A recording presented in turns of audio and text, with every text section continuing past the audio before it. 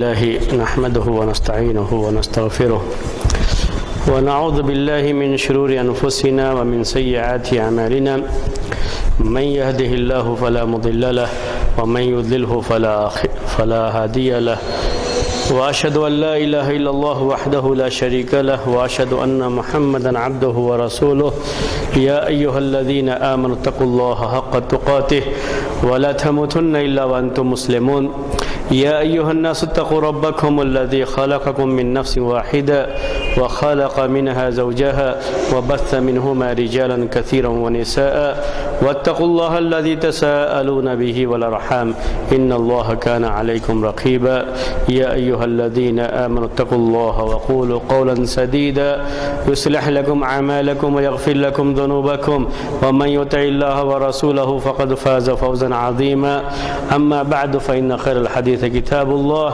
وخير الهدي هدي محمد صلى الله عليه وسلم وشر الأمور محدثاتها وكل محدثة بدعة وكل بدعة ضلالة وكل ضلالة في النار.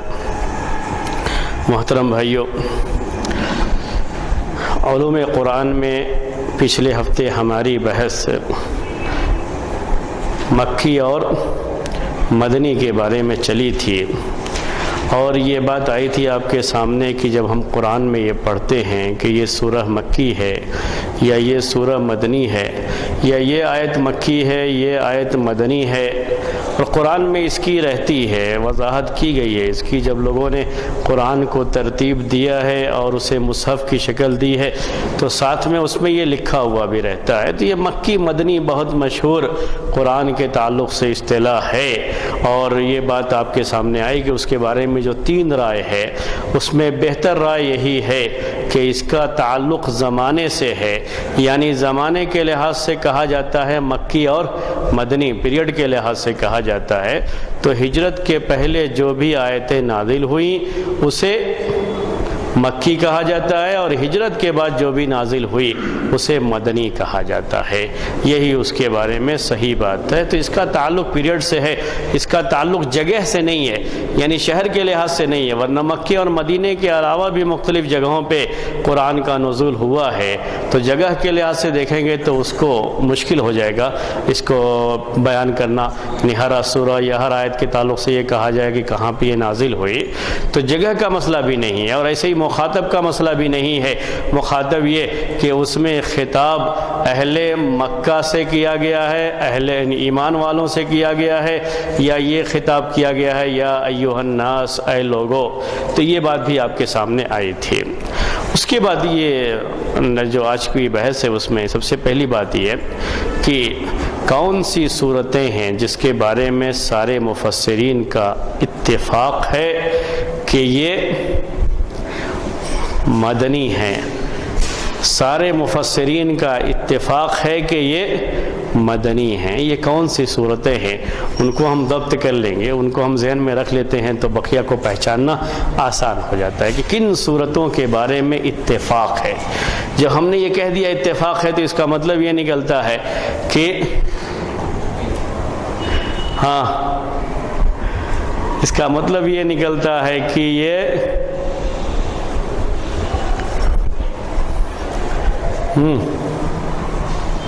جب ہم کہیں گے اس پہ اتفاق ہے سب کا، اس کا مطلب یہ ہے کہ اس میں لوگوں نے اپنی رائے سے بھی اس کا کچھ تعین کیا ہے، اور اسی وجہ سے اس میں وہ چیز اختلاف کا سبب بن جاتی ہے. اور جو چیز بالکل وحی کی شکل میں آتی ہے اس میں کوئی اختلاف نہیں ہوتا ہے.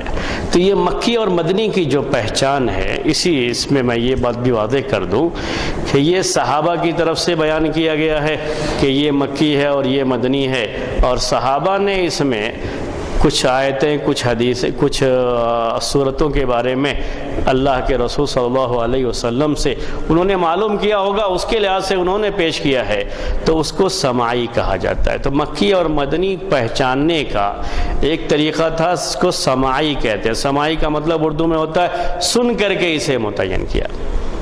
سنا تھا تو صحابہ سے سنا، تابعین نے تو تابعین نے یہ بات کہی، تابعین نے اتباع تابعین سے کہی، اس کے بعد تفسیر کی کتابوں میں ویسے وہ لکھا ہوا ہے۔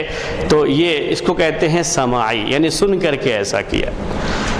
اور بعض صورتوں اور بعض آیتوں کے بارے میں یہ چیز قیاسی ہے۔ قیاس کا مطلب ہوتا ہے کہ اس آیت کا مضمون دیکھ کر کے، اس آیت میں جو ٹاپک ہے اس ٹاپک کو دیکھ کر کے، کیا چیز بیان کی گئی ہے اس کو دیکھ کر کے یہ اندازہ لگایا گیا کہ یہ مکے یعنی ہجرت سے پہلے نازل ہوئی ہے یا ہجرت کے بعد نازل ہوئی ہے۔ تو اس کے لحاظ سے بعض کے بارے میں، اسی لیے بعض کے بارے میں اختلاف بھی ہوا ہے، ورنہ کچھ صورتیں ایسی ہیں جس پر سب کا اتفاق ہے کہ یہ مدینے یعنی ہجرت کے بعد نازل ہوئی ہیں، مدنی ہیں، اور کچھ صورتوں میں اختلاف ہے، اور اکثر صورتوں کے بارے میں اتفاق ہے کہ یہ ہجرت کے پہلے نازل ہوئی ہیں۔ تو اتفاق والی زیادہ ہیں، اختلاف والی کم ہیں۔ میں آپ کو بورڈ پہ وہ لکھ دیتا ہوں تاکہ وہ آپ کے سامنے رہے، اس سے یہ معلوم رہتا ہے کہ کون سی صورتیں ہیں جو مکے یعنی ہجرت سے پہلے نازل ہوئی ہیں اور کون سی صورتیں ہیں جو ہجرت کے بعد نازل ہوئی ہیں۔ تو ہجرت کے بعد نازل ہونے والی صورتوں میں سے ہے جس کو ہم مدنی صورتیں کہتے ہیں۔ یہ مدنی صورتیں بالاتفاق یعنی جس میں کسی کا اختلاف نہیں ہے 20 صورتیں۔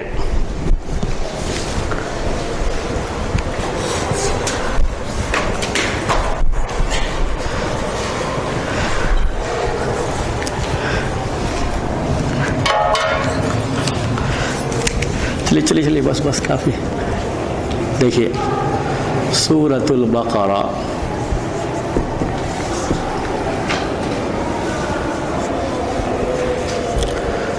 سورۃ آل عمران،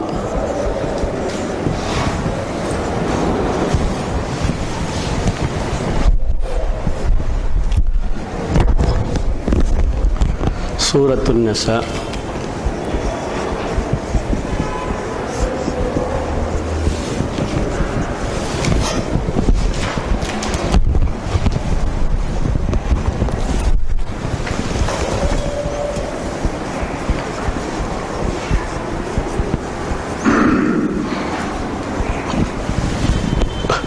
سورۃ البقرہ، سورۃ آل عمران، سورۃ النساء، سورۃ المائدہ، سورۃ الانفال،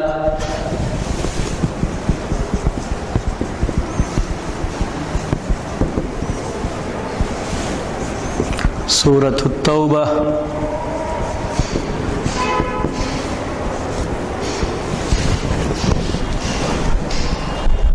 سورۃ النور، سورۃ الاحزاب،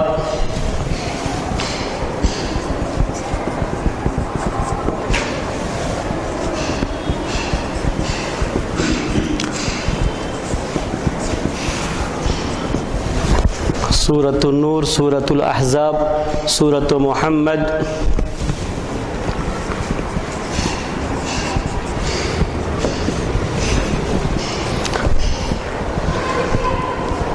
سورۃ الفتح،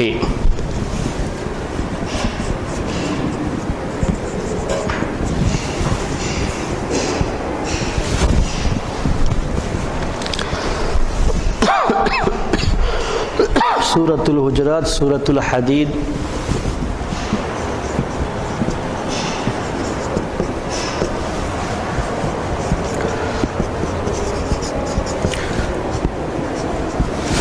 سورۃ الحجرات، سورۃ الحدید، سورۃ المجادلہ،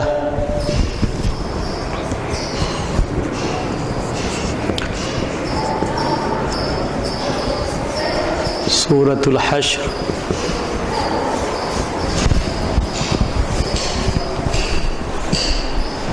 سورۃ الممتحنہ،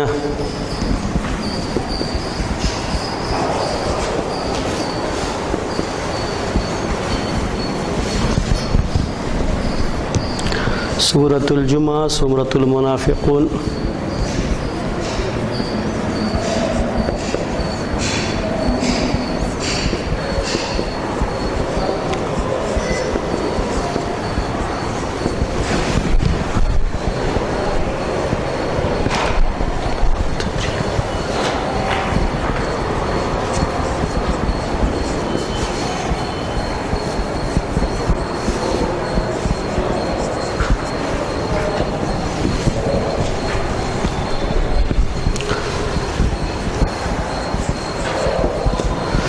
سورۃ النصر، یہ 20 صورتیں ہیں۔ آپ چاہیں تو اسے موبائل میں اپنے قید کر لیں، اور کبھی بھی کہیں بھی ہیں تھوڑی دیر کے لیے تو ایسے کھول کر کے دیکھ لیں، تو ایسے یاد ہو جاتی ہیں یہ صورتیں۔ یہ وہ یاد کرنے کا فائدہ ہوتا ہے۔ نوٹ بک میں رکھیں، اور آنے جانے میں کہیں بھی دیکھنے کے لیے چاہیں تو اسے موبائل میں ویسے ہی قید کر لیں۔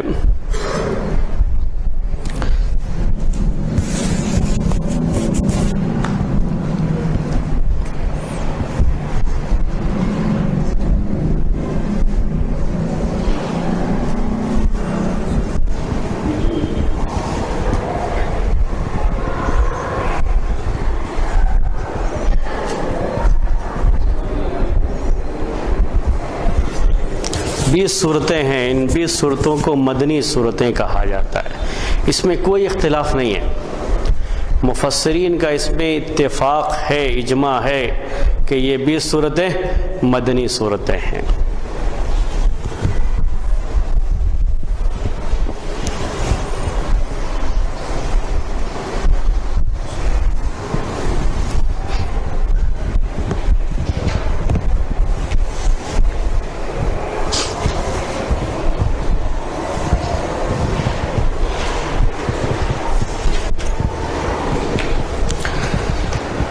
اس کے علاوہ 12 صورتوں میں اختلاف ہے کہ وہ مکی ہیں یا مدنی ہیں۔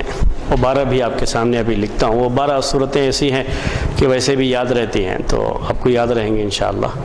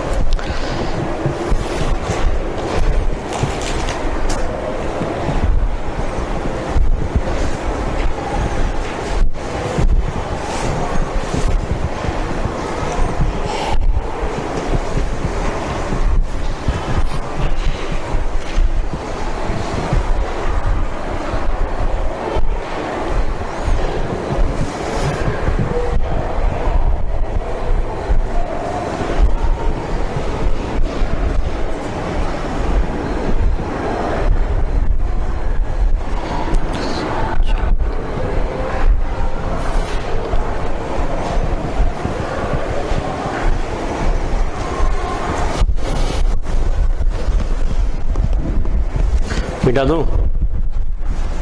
دیکھیے 12 صورتیں جس کے بارے میں اختلاف ہے کہ وہ مدنی ہیں یا مکی ہیں۔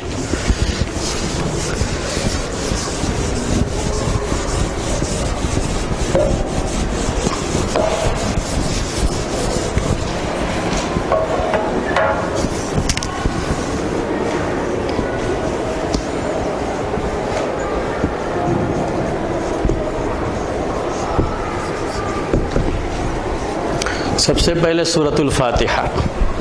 سورۃ الفاتحہ کے بارے میں اختلاف ہے کہ یہ مکی ہے یا مدنی ہے۔ سورۃ الرعد،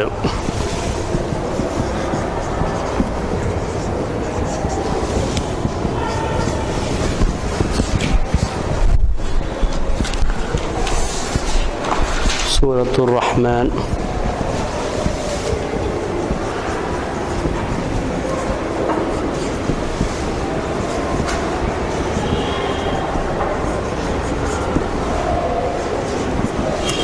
سورۃ الصف،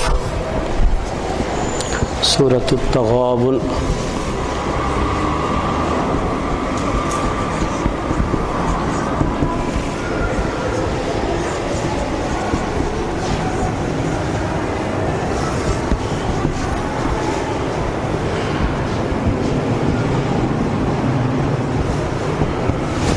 سورۃ المطففین، سورۃ التطفیف،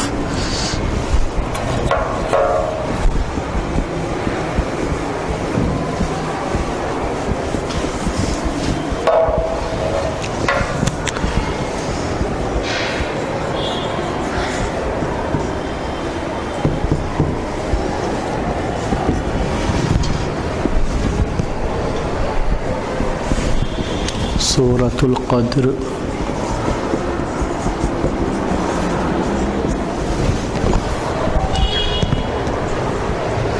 سورۃ البینہ،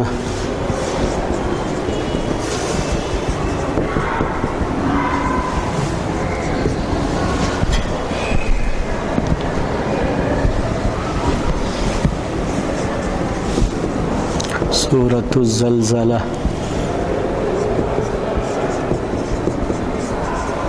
سورۃ الاخلاص،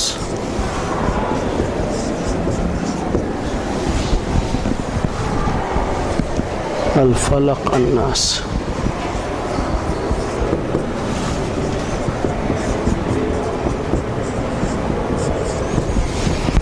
یہ 12 ہے۔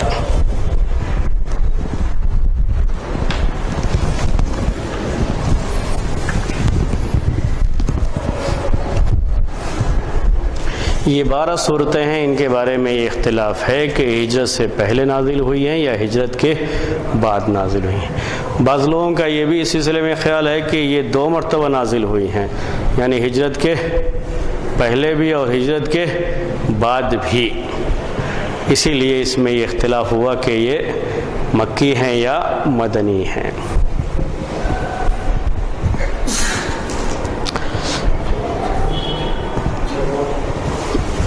6 سورۃ التطفیف، ویل للمطففین۔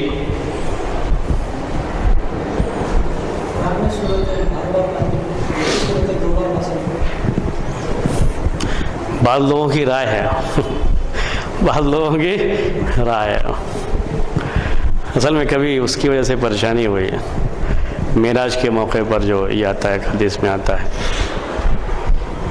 اور لیکن وہ اس کو نازل ہونا کہیں گے یا نہیں کہیں گے، تاکہ اس کو نازل کیا گیا، ایک ہے کہ ایک تحفہ دیا گیا۔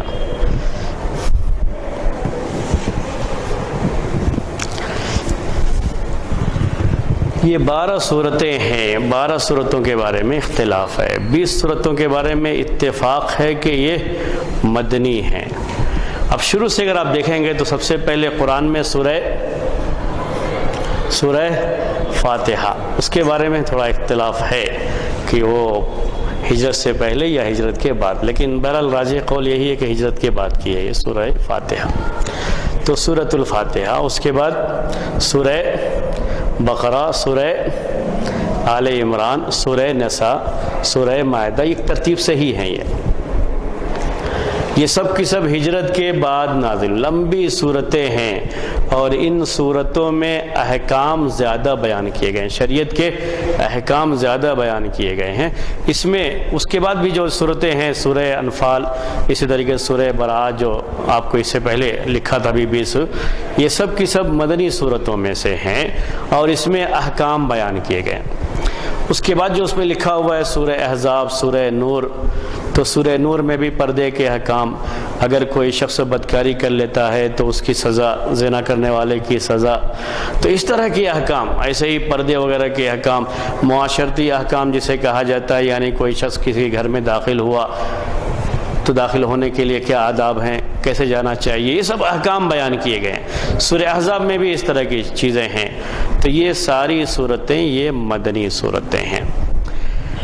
اس 12 کے بارے میں اختلاف ہے، اور قرآن میں کل 114 صورتیں ہیں، کل 114 صورتیں ہیں، جس میں سے 20 میں اتفاق ہے کہ یہ مدنی ہیں، 12 میں اختلاف ہے کہ مکی ہیں یا مدنی ہیں۔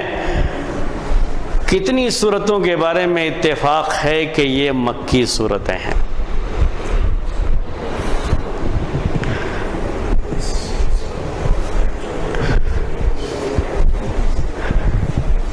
114 صورتیں ہیں کل، 20 کے بارے میں اتفاق ہے کہ مدنی ہیں، 12 کے بارے میں اختلاف ہے کہ مکی ہیں یا مدنی ہیں۔ اب کتنی صورتیں بچتی ہیں جو مکی ہیں؟ 82، 82، 80 پر 2، 80 پر 2، اتنی صورتیں ہیں جن کے بارے میں یہ اتفاق ہے کہ یہ مکے میں نازل ہوئی ہیں۔ لیکن اگر آپ آیتوں کے لحاظ سے دیکھیں گے تو ان میں یعنی ان صورتوں میں ایک تو یہ لمبی لمبی صورتیں ہیں جو مدینے کے بارے میں خاص طریقے سے جو مدنی صورتیں، اور اس میں آیتیں بھی بڑی لمبی لمبی ہیں۔ مکی صورتوں میں آیتیں بڑی چھوٹی چھوٹی ہیں، عام طریقے سے آیتیں بہت چھوٹی چھوٹی ہیں۔ تو اس لحاظ سے اگر قرآن کا جو حجم ہے اس کے لحاظ سے دیکھیں گے تو مدینے میں یعنی ہجرت کے بعد نازل ہونے والی جو آیات ہیں، قرآن کا جو حصہ ہے وہ مکے میں نازل ہونے کے مقابلے میں یا ہجرت کے پہلے نازل ہونے کے مقابلے میں زیادہ ہے۔ یہ تو سورتوں کی تعداد ہم بتا رہے ہیں آپ کو کہ سورتوں کی تعداد کے لحاظ سے آپ دیکھیں گے تو یعنی ہجرت سے پہلے 82 اس پر بالکل اتفاق ہے کہ یہ صورتیں ہجرت کے پہلے نازل ہوئیں، 12 کے بارے میں اختلاف ہے اور 20 کے بارے میں اتفاق ہے کہ یہ ہجرت کے بعد نازل ہوئی ہیں، اس لیے ان کو مدنی کہا جاتا ہے۔ اب اس کے بعد اس سلسلے میں ضابطہ کیا تھا؟ جو لوگ مکی اور مدنی کی تعین کیے ہیں کہ یہ مکی ہے یہ مدنی ہے، میں نے اس کے بارے میں شروع میں آج کے درس میں آپ سے بات کہی کہ یوں تو یہ صحابہ سے سنی ہوئی باتیں ہیں، اکثر کے بارے میں ایسے ہی ہے کہ یہ صحابہ سے ایسے ہی سنی گئی ہیں، لیکن کچھ کی تعین کرنے میں اہل علم نے اس سورہ کے اندر پائے جانے والے ٹاپک اور مضامین کے لحاظ سے اس کی تعین کی ہے۔ تو اس کا ضابطہ کیا رہا، اس کے بارے میں ان کے یہاں قاعدہ کیا رہا ہے، جس کا خیال کر کے انہوں نے یہ بات کہی کہ یہ ہجرت کے پہلے کیا اور یہ ہجرت کے بعد کی ہے۔ اس سلسلے میں ضابطے کے لحاظ سے چند باتیں ہیں وہ میں آپ کے سامنے پیش کر دیتا ہوں۔ مکی اور مدنی کے ضابطے کیا ہیں اس کے بارے میں یہ بات رہے گی اب آپ کے سامنے۔ سب سے پہلے مکی کے تعلق سے جو صورتیں مکی ہیں یعنی ہجرت کے پہلے نازل ہوئی ہیں ان کے بارے میں ضابطے کے طور پر کیا کہا ہے مفسرین نے؟ سب سے پہلی بات کہتے ہیں کہ ہر وہ سورہ جس میں کلہ آیا ہوا ہے، جس میں کلہ آیا ہوا ہے تو سمجھ جائیے کہ یہ مکی ہے۔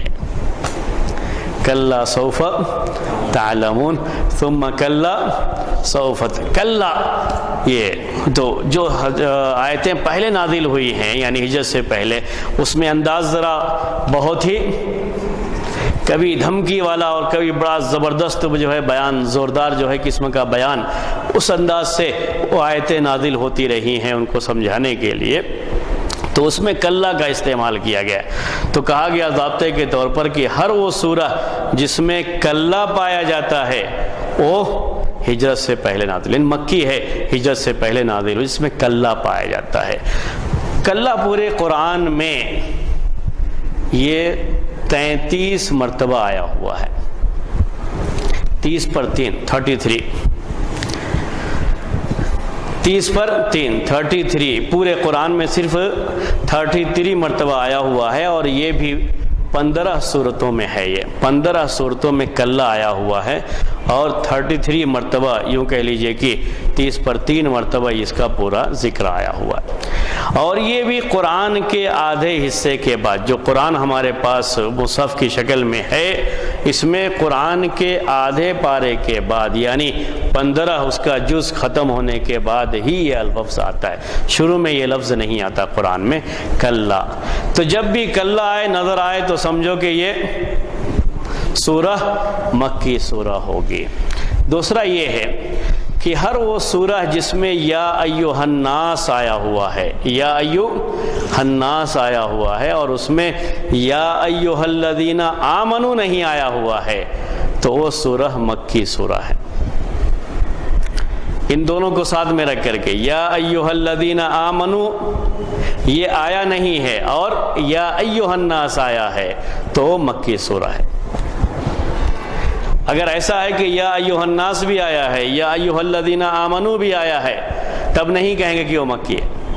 جیسے سورہ بقرہ ہے، سورہ بقرہ میں یا ایھا الناس بھی آیا ہے اور یا ایھا الذین آمنوا بھی آیا ہوا ہے۔ تو ہر وہ سورہ جس میں یا ایھا الناس آیا ہے لیکن یا ایھا الذین آمنوا نہیں آیا ہے تو وہ مکی سورہ ہے، سوائے سورہ حج کے، سوائے سورہ حج کے۔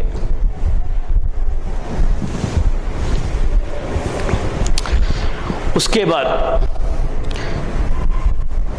تیسری پہچان اس کے لیے کہا جاتا ہے کہ ہر وہ سورہ جس میں سجدہ ہے وہ مکی ہے۔ یہ زیادہ آسان ہے پہچان۔ ہر سورہ جس میں سجدہ ہے وہ سورہ مکی سورہ، سجدے کی جو بھی سورہ ہے وہ سب کی سب مکی سورہ۔ ایک کے بارے میں اختلاف ہے، وہ حج کے اندر بھی سجدہ ہے لیکن اس میں اختلاف ہے تھوڑا۔ تو ہر سورہ جس میں کیا آیا ہوا ہے؟ سجدہ آیا ہوا ہے، وہ سورہ مکی سورہ ہے۔ نہیں، وہ کہتے نہیں ہیں، اصل میں تھوڑا اختلاف ہے، اس کا خیال نہیں کیا گیا، اس کا خیال نہیں کیا گیا۔ ہر وہ سورہ جس میں انبیاء کے قصے بیان کیے گئے ہیں، انبیاء کے قصے بیان کیے گئے ہیں، پچھلی امتوں کے قصے بیان کیے گئے ہیں، وہ سب کی سب مکی صورتیں ہیں، سوائے سورہ بقرہ کے، سوائے سورہ بقرہ کے۔ سورہ بقرہ میں بھی ہے، ابراہیم علیہ السلام کا تذکرہ ملے گا آپ کو، ان کے قوا بنانے کا تذکرہ ملے گا۔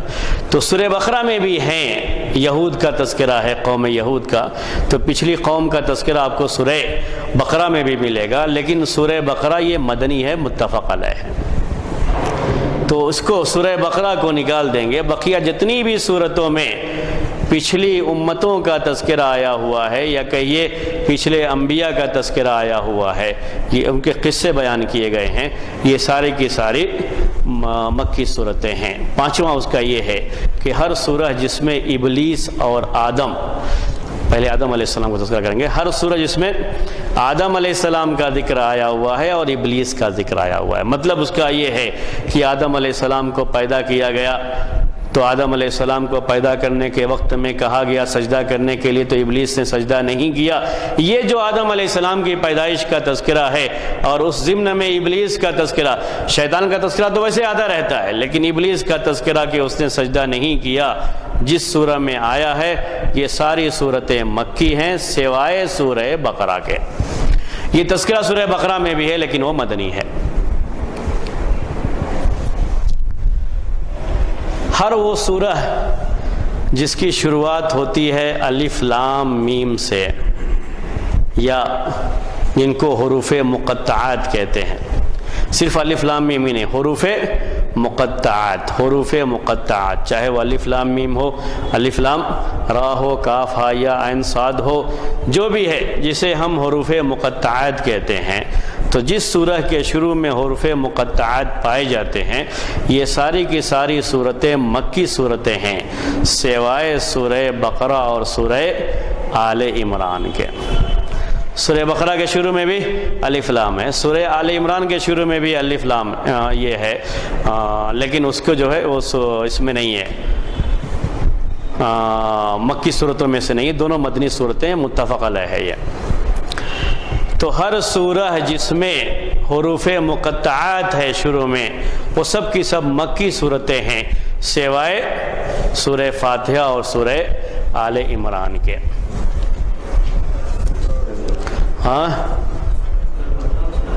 سورہ آل عمران،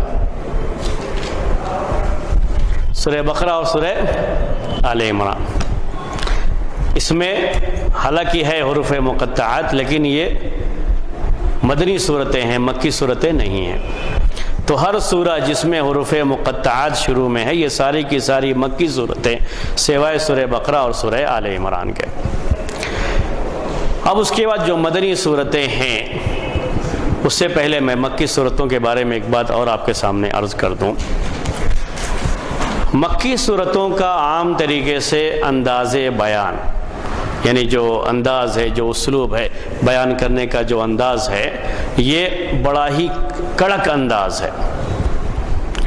کڑک انداز کہتے ہیں ہم اردو میں، بڑا ہی کڑک انداز ہے، دھمکی بھرا انداز، بڑا ہی سخت انداز ہے۔ جو مکی صورتیں ہیں، مکی آیتیں ہیں، اس کا انداز بڑا ہی کڑک والا انداز ہے۔ اور مکی صورتوں میں، مکی آیتوں میں زیادہ توحید کی دعوت ہے اور یوم آخرت کا تذکرہ ہے، جنت اور جہنم کی کے بارے میں بیان ہے، جنت کی نعمتوں کا تذکرہ ہے اور جہنم کے عذاب کا تذکرہ ہے۔ مکی آیتوں میں، مکی صورتوں میں عام طریقے سے یہ بات آپ کو ملے گی۔ تو زیادہ کس کے بارے میں ہے؟ توحید کے بارے میں۔ اسلوب بہت ہی کڑک والا ہے، دھمکی بھرا، اگر ایسا نہیں ہوا تو سخت عذاب ہوگا، جہنم میں یہ عذاب ہوگا، اگر ایسا کریں گے تو جنت میں یہ نعمتیں ملیں گی۔ یہ انداز، یہ اسلوب مکی صورتوں کا ہے۔ یہ مکے میں جو صورتیں نازل ہوئی ہے، یہ کہ ہجرت سے پہلے جو صورتیں نازل ہوئی ہیں اس کے بارے میں بات ہے۔ ایک اور خاص بات اس میں یہ ہے کہ آیتیں چھوٹی چھوٹی ہیں، کہیں کہیں بہت ہی چھوٹی چھوٹی آیتیں، خاص طریقے سے 30ویں پارے میں۔ اب 30واں پارہ پڑھیں۔ 30ویں پارے کی اکثر صورتیں یہ مکی صورتیں، اکثر کچھ کے بارے میں تو اختلاف ہے، جیسے اس میں سورہ اخلاص، سورہ فلق، سورہ ناس لکھا ہوا ہے، نہیں تو آخر کی ہیں، اس کے پہلے بھی سورہ زلزلہ، بینہ، قدر اور یہ تطفیف، یہ سب کی سب اسی کی ہیں، تغابن جو ہے، کچھ کے بارے میں اختلاف ہے۔ لیکن آخری پارے میں صورتیں بہت زیادہ ہیں، چھوٹی چھوٹی صورتیں ہونے کی وجہ سے، تو آخری پارے کی اکثر صورتیں یہ ہجرت سے پہلے نازل ہوئیں، چھوٹی چھوٹی آیتیں ہیں۔ اسی لیے چھوٹے بچوں کو جب پڑھانا شروع کرتے ہیں تو پہلے آخری پارہ پڑھاتے ہیں، اس میں اور کوئی حکمت نہیں ہے، وہ پڑھانے کی سہولت کے لحاظ سے کہ وہ چھوٹی چھوٹی صورتیں ہیں۔ سورہ بقرہ شروع کریں گے تو اس کی جو ہے آیتیں بڑی بڑی ہیں، سورہ بھی بڑی ہے اور آیتیں بڑی بڑی ہیں اس کی، تو چھوٹی چھوٹی صورتیں ہیں اور ساتھ میں چھوٹی چھوٹی آیتیں ہیں، جس کی وجہ سے وہ آسانی سے پڑھ سکتے ہیں، اس کو پہلے پڑھایا جاتا ہے۔ ورنہ اگر آپ کو معنی کے لحاظ سے پڑھنا ہے تو آخری سورہ سب سے مشکل ہے، معنی کے لحاظ سے، مشکل الفاظ کے لحاظ سے عربی زبان کے، اور شروع کی جو آیتیں ہیں اور شروع کی جو صورتیں ہیں معنی کے لحاظ سے آپ دیکھیں گے تو وہ سمجھنا زیادہ آسان ہے، آپ آسانی سے پڑھیں گے ترجمے کے ساتھ، کم عربی جانتے ہیں تب بھی جو ہے اس کو ترجمے کے ساتھ پڑھیں گے تو آپ سمجھ لیں گے، معلوم ہو جائے گا آپ کو، لیکن آخر میں الفاظ زیادہ مشکل استعمال کیے گئے، کیونکہ یہ مکی صورتیں ہیں، اور ان لوگوں کے لیے جو بت پرست تھے، شرک میں مبتلا تھے، ان کو سمجھانے کے لیے یہ الفاظ اور یہ انداز اور ذرا کڑک انداز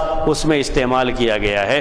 مدنی صورتوں میں اس کے مقابلے میں صورتحال یہ ہے کہ اس میں احکام بیان کیے گئے، ایک مسلم سوسائٹی کیسی ہونی چاہیے، ان کو کن کن چیزوں پر عمل کرنا ہے، اور مسلم سماج یعنی پوری زندگی ان کی کیسے گزرنی چاہیے، زندگی گزارنے کا طریقہ کیا ہونا چاہیے، یہ ساری چیزیں مدنی صورتوں اور مدنی آیتوں میں بیان کی گئی ہیں۔ تو یہ لمبی لمبی آیتیں ہوتی ہیں اور انداز بھی بیان کرنے کا سمجھانے والا انداز ہوتا ہے، تو سمجھانے والے انداز میں کہ وہ بات و مسئلہ ان کو سمجھ میں آ جائے، اس لحاظ سے مدنی جو ہے صورتوں اور مدنی آیتوں میں چیز پائی جاتی ہے۔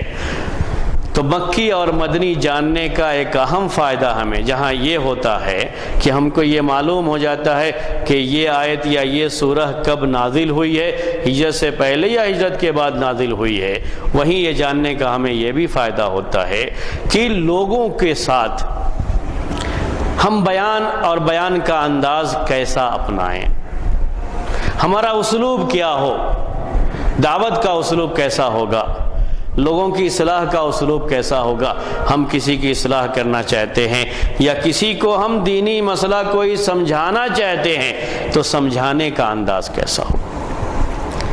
ایک آدمی درس دے رہا ہے، کوئی مسئلہ سمجھانا چاہ رہا ہے دین کے علوم کے تعلق سے، شریعت کے مسائل کے تعلق سے، اور بالکل کڑک انداز، جیسے کوئی بریلوی عالم بالکل جوش بھرے انداز میں کوئی بات کہتا ہے، ویسا انداز اپنائے گا تو سامنے والے کو سمجھ میں کیا آئے گا؟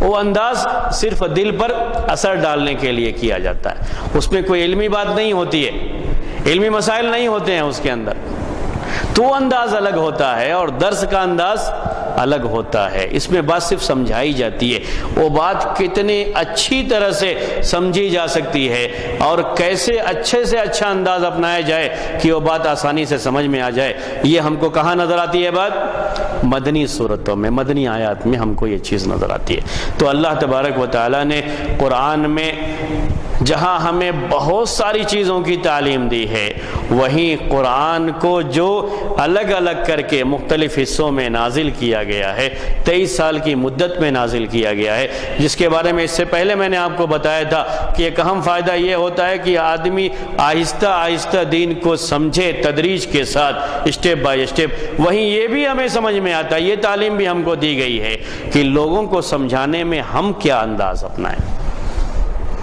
ربانی طریقہ کیا ہے اس کے لیے، اللہ تبارک و تعالیٰ کا طریقہ کیا ہے۔ تو ربانی طریقہ اس کے بارے میں یہی ہے کہ جہاں بات توحید کی ہوتی ہے، شرک پر رد کرنے کی ہوتی ہے، وہاں انداز اور ہوتا ہے، اور جہاں دینی مسائل سمجھانے کی بات ہوتی ہے وہاں انداز اور ہوتا ہے۔ وہاں سمجھانے کا انداز، سکھانے کا انداز ہوگا، کلاس کا انداز ہوگا، کلاس روم کا انداز ہوگا، جیسے کوئی چیز کلاس میں سمجھائی جاتی ہے۔ اور جو مکی آیتوں کا انداز ہے وہ بالکل خطبوں کا انداز ہے، تقریر کا انداز، دلوں پر اثر کرنا ہے۔ اسی لیے آپ بار بار یہ اس طرح کے قصے سنتے ہوں گے، پڑھتے ہوں گے کہ مکے میں جب قرآن کی آیتیں نازل ہوتی تھیں، اللہ کے رسول صلی اللہ علیہ وسلم پڑھا کرتے تھے ان آیتوں کو، تو کفار مشرکین پر بڑا اس کا اثر ہوتا تھا، دل پر وہ چیز اثر کرتی تھی ان کے۔ ابوبکر رضی اللہ تعالیٰ عنہ جب پڑھتے تھے، یہ قرآن کا وہی حصہ پڑھتے تھے جو مکے میں نازل ہوا، ہجرت سے پہلے نازل ہوا۔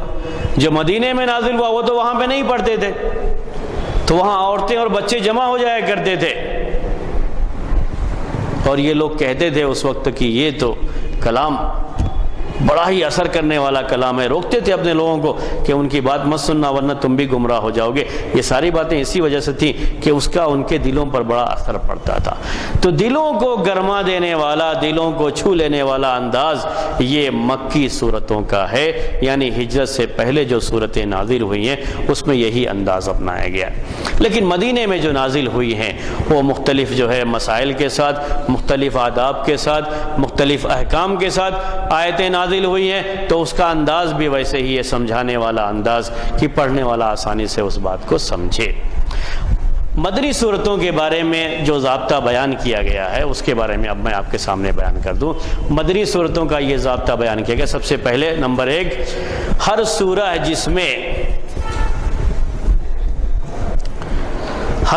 جس میں کسی طرح کا کوئی فریضہ بیان کیا گیا ہے، جیسے تم پر روزہ رکھنا فرض کر دیا گیا، کوئی بھی فریضہ، کوئی ایسی چیز جو امت پر فرض ہے، یا اس کے اندر کوئی حد بیان کی گئی ہے۔ حد کا مطلب ہوتا ہے متعین سزا، جیسے چوری کرنے والے کا ہاتھ کاٹ لیا جائے، السارق والسارقۃ فاقطعوا ایدیہما، یا ایھا الذین آمنوا کتب علیکم القصاص فی القتلی، کہ قتل کرنے والے کو قصاص میں قتل کیا جائے گا۔ کوئی حد بیان کی گئی، حد اور قصاص اس طرح کی کوئی چیز بیان کی گئی، تو یہ سمجھ لیجئے کہ یہ مدنی سورہ ہے۔ کوئی بھی فریضہ ہے، اہم فریضہ دین کا، یا کوئی بھی حد سزا بیان کی گئی ہے، تو سمجھ لیجئے کہ یہ کیا ہے، مدنی سورہ ہے۔ دوسرا ضابطہ یہ ہے اس کے بارے میں کہ ہر سورہ جس میں منافقین کا تذکرہ ہے یہ مدنی صورتیں ہیں، کیونکہ نفاق کی پیداوار ہجرت کے بعد ہوئی ہے۔ ہر سورہ جس میں منافقین کا تذکرہ ہے وہ مدنی صورتیں ہیں، سوائے سورہ عنکبوت کے۔ اس میں بھی ایک استثناء ہے، سوائے سورہ عنکبوت کے۔ اس کے بارے میں آپ کو ابھی اس کے آگے جب بات آئے گی، ابھی یعنی کچھ صورتیں مکی ہیں لیکن اس میں بعض آیتیں مدنی ہیں، کچھ صورتیں مدنی ہیں لیکن اس میں بعض آیتیں مکی ہیں، یہ بھی تفصیل ہے تھوڑی سی اصل۔ تو ہر سورہ جس میں منافقین کا تذکرہ ہے وہ سب کی سب مدنی صورتیں ہیں، سوائے سورہ عنکبوت کے۔ تیسرا ضابطہ یہ ہے کہ ہر وہ سورہ جس میں اہل کتاب کے ساتھ بحث کرنے کی بات کہی گئی ہے، اہل کتاب کے ساتھ بحث کی گئی ہے، ان کے ساتھ مناظرہ ہے، ان کو مخاطب کر کے بات کہی گئی ہے۔ تو یہ سب مدنی ہیں اہل کتاب، کیونکہ اہل کتاب کے ساتھ سابقہ بھی مدینے میں پڑا ہے۔ مدینے کے قریب آبادی یہودیوں کی آبادی تھی، مکے میں سب کے سب مشرکین تھے، تو اہل کتاب سے سابقہ نہیں تھا۔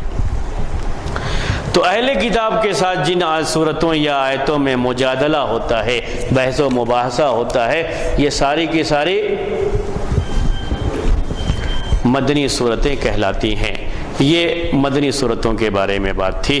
اس کے پہلے جو بات تھی وہ مکی صورتوں کے تعلق سے بعض ضوابط آپ کے سامنے پیش کیے گئے۔ یہ مدنی صورتوں کے بارے میں، مدنی صورتوں میں آیتیں لمبی لمبی ہوتی ہیں، انداز بیان کرنے کا بڑا سادہ سا ہوتا ہے، وہ جو ہے بالکل کڑک انداز جو مکی صورتوں کا ہوتا ہے وہ انداز اس میں نہیں اپنایا گیا ہے، اور دلوں کو جو دلوں میں بہت زیادہ اثر کرنے والا انداز مکی صورتوں کا ہے، مدنی صورتوں میں اس انداز کے بجائے سمجھانے والا انداز رکھا گیا ہے، ایسا انداز جس سے بات آسانی سے سمجھ میں آ سکتی ہے، یہ مدنی صورتوں کا انداز ہے۔ تو یہ بات تھی مکی اور مدنی صورتوں کے تعلق سے، اس کے ضابطے کے تعلق سے، کون سی صورتیں مکی ہیں کون سی صورتیں مدنی ہیں اس کے بیان کے تعلق سے، اور اسی پر ہم آج کے جو ہے اس درس کو یعنی اس سبجیکٹ کے درس کو ختم کریں گے، اور اس کے بعد آپ کے سامنے جو دوسرا درس ہے حدیث جبرائیل کے تعلق سے وہ بات آپ کے سامنے آئے گی۔